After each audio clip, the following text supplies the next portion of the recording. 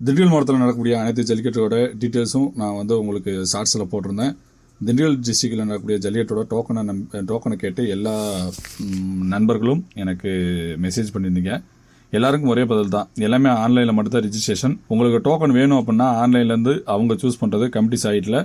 அதே சமயத்தில் sponsor token தான் எல்லாமே. ஓப்பனாக சொல்லணும்னா டோக்கன் எல்லாமே ஸ்பான்சர் தான். இப்போ நீங்கள் எவ்வளோ ஸ்பான்சர் பண்ணுறீங்களோ அது இருந்தாப்போ உங்கள் கையில் டோக்கன் வரும்.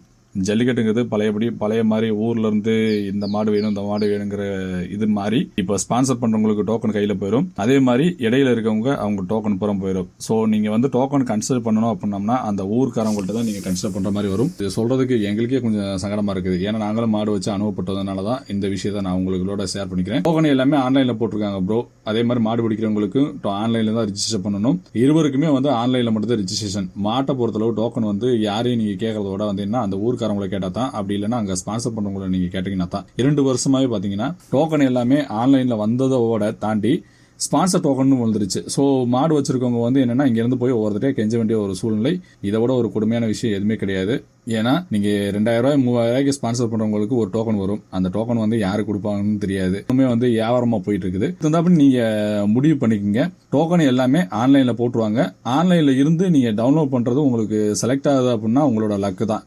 அதையும் தாண்டி வேணும் அப்படிங்கிற பட்சத்துக்கு என்னன்னா உங்களுக்கு அந்த ஊர்ல யார் ஸ்பான்சர் பண்றாங்கன்னு தேடி நீங்க கொடுத்தீங்கன்னா தான். இந்த ரெஜிஸ்ட்ரேஷன் எல்லாமே ஆன்லைன்ல இப்போதைக்கு புகழம்பட்டி மட்டும் ஓப்பன் ஆயிருக்குது. மற்ற எல்லா ஊருக்குமே சேம் இதே கண்டிஷன் தான் ப்ரோ. யாருமே இங்க பழைய மாதிரி வெத்தலை வச்சு எல்லாம் யாரும் மாட்டுக்கு அழைக்கிறதும் கிடையாது. பரிசு பொருள்னு என்னைக்கு வந்துச்சோ அன்னையில இருந்து டோக்கன் எல்லாமே சேல்ஸ் பொருள் ஆயிடுச்சு. ஸோ அதுக்கு தந்தாப்படி நீங்க முடிவு பண்ணிக்கங்க. நன்றி. அதே தாண்டி பாத்தீங்கன்னா நம்மளோட டோக்கனோட ரிஜிஸ்ட்ரேஷன் நான் சொல்றேன். திண்டுக்கல் டிஸ்ட்ரிக்டோட இந்த போர்ட்டல் ஓபன் ஆயிருக்கிறது இன்னைக்கு தான் ஓபன் ஆயிருக்குது.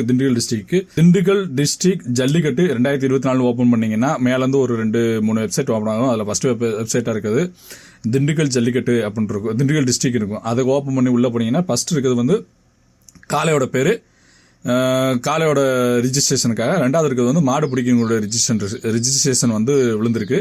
ஸோ இது ரெண்டையும் நீங்க ஓப்பன் பண்ணிக்கோங்க.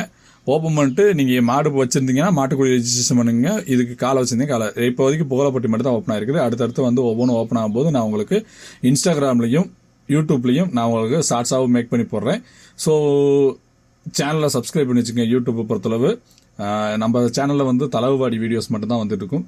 கொஞ்ச நாள்ல ஃபுல் வீடியோவும் கவரேஜ் பண்றதுக்கு ட்ரை பண்ணிட்டு இருக்கோம்.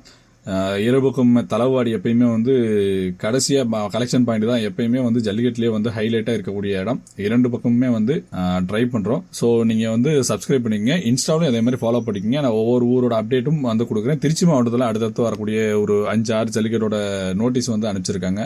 ஸோ அது ஃபுல்லாவே எடுத்து உங்களை நான் அனுப்புறேன். யூடியூப்லயும் சப்ஸ்கிரைப் பண்ணிக்கங்க. நன்றி, வணக்கம்.